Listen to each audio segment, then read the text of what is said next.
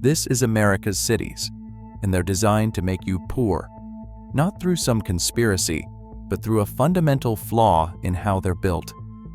The average American household spends over $10,000 a year just on transportation. Property taxes keep rising while services get worse, and somehow your city is still broke. This is not an accident. It is the inevitable result of how American cities have been designed for the past 70 years. Because when you look at the numbers, a disturbing pattern emerges. Cities that sprawl outward cost dramatically more to maintain than dense, walkable ones. Suburban infrastructure bleeds money. Car dependency traps families in debt. And the entire system is built on a financial model that does not work. So how exactly are American cities designed to bankrupt you? And why does almost nobody talk about it? This section starts with something called sprawl debt, the hidden cost of how cities expand. When developers build new suburbs, they construct miles of roads, water pipes, sewer lines, and electrical infrastructure to serve relatively few homes. This infrastructure looks great when it is new, but it has to be maintained forever. And the tax revenue from those suburban homes does not come close to covering the long-term costs. Let me put this in perspective. Phoenix, one of America's most sprawling cities, covers over 517 square miles, with infrastructure costs of approximately $2,800 per resident annually. Compare that to Brooklyn, which costs only around $1,200 per person. Why? Because Brooklyn's density means infrastructure serves more people per mile. Every water pipe, every street, every sewer line supports multiple households instead of just a few. The math is simple. Spread out infrastructure costs more per person. Always. This creates what urban planners call a Ponzi scheme. New development generates impact fees and immediate tax revenue that cities use to maintain older infrastructure. But when construction slows or stops, the system collapses because suddenly there is no new money coming in to pay for all that aging infrastructure that is starting to fall apart. Stockton, California learned this the hard way. The city went bankrupt in 2012, partly because it could not afford to maintain the sprawling infrastructure it had built during boom times. Every mile of suburban road costs roughly $500,000 to maintain over 20 years. But that same mile might only generate a fraction of that amount in property tax revenue, especially if it is lined with single-family homes on large lots. The deficit is baked right into the design. Cities were built for growth, not maintenance. And now that infrastructure is aging, the bills are coming due. Dense urban neighborhoods tell a completely different story. They generate far more tax revenue per acre, while requiring significantly less infrastructure per resident. In city after city across America, the pattern is identical.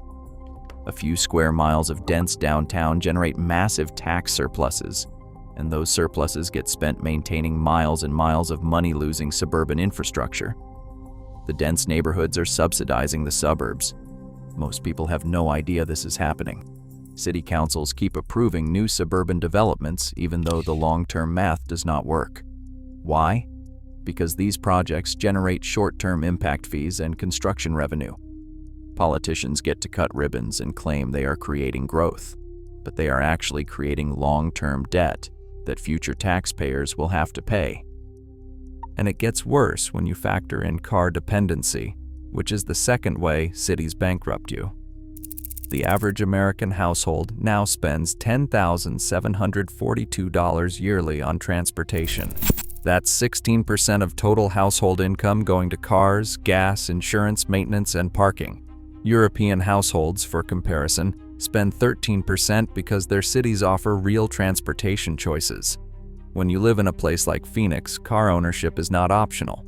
Residents drive an average of 26 miles a day because there is often no realistic alternative.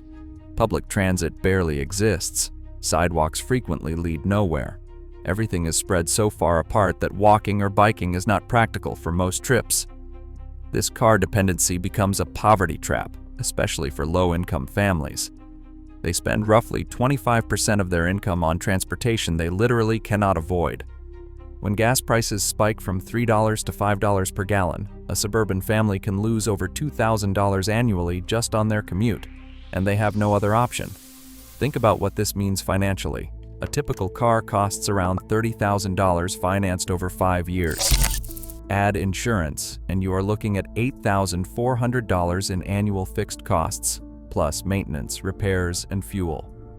For many families, that exceeds their rent or mortgage payment. This is not freedom.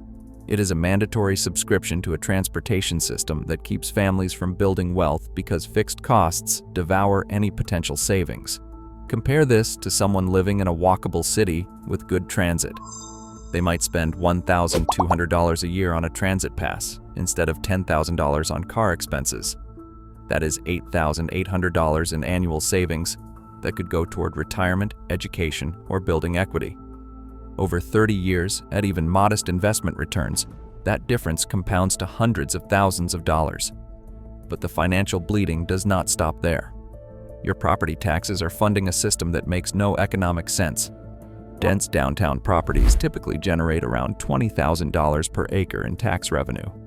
Suburban strip malls might generate only $6,000 per acre, while costing significantly more to serve with infrastructure and services. You are subsidizing sprawl through your tax bill whether you realize it or not. The health costs of this system add another layer of financial burden. Car-dependent cities are literally making you sick and then sending you the bill. Suburban residents walk about 30% less than urban residents simply because their environment does not support walking. Physical inactivity costs America an estimated $117 billion annually in healthcare spending. And cities like Atlanta, with extreme sprawl, show higher rates of obesity, diabetes, and heart disease compared to walkable cities. AIR pollution from car-dependent transportation creates roughly $150 billion in annual health costs across the country. Your insurance premiums reflect these regional health patterns, even if you personally are active and healthy. Walkable neighborhoods can reduce healthcare costs by approximately $1,600 per resident annually through increased physical activity. Traffic injuries add yet another cost.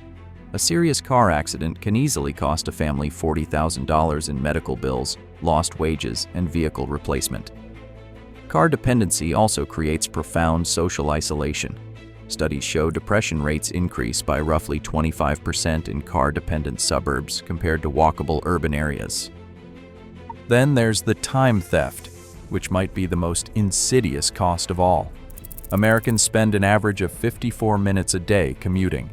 Even at minimum wage, that lost time is worth over $1,800 per year. Los Angeles commuters lose approximately 119 hours a year just sitting in traffic congestion. That's nearly 3 weeks of unpaid work. Long commutes correlate with higher divorce rates, worse health problems, and career limitations. European cities with better transit save residents roughly 2 hours a day compared to American car commutes. That's time you could spend starting a side business, learning a new skill, or simply being with your family. The system steals both your money and your potential. Climate change is making all of this worse, and it hits car-dependent cities hardest financially. Hurricane Sandy cost suburban Long Island roughly $50 billion, while Manhattan recovered relatively quickly. Sprawling cities suffer worse flooding because pavement prevents water absorption. Wildfire insurance costs are forcing suburban families into bankruptcy in California and Colorado as private insurers retreat from high-risk zones. Climate adaptation costs multiply with sprawl. Protecting scattered suburban infrastructure costs roughly 5 times more than defending compact urban systems. Miami estimates it will need approximately $8 billion to protect its sprawling suburban areas versus only about $1.6 billion for its dense downtown. The climate transition is stranding suburban infrastructure investments in assets that may become worthless. This entire system is fundamentally broken. American cities are designed in a way that guarantees financial stress for residents, while creating unsustainable long-term debt for municipalities. Sprawl debt, car dependency, hidden subsidies, health costs, time theft, and climate risk all compound to create a system that extracts wealth from families while providing increasingly poor services. The density of where you live determines your financial future more than almost any other single factor, and yet most people have no idea this dynamic even exists. To help us keep the videos coming your way, please like and subscribe.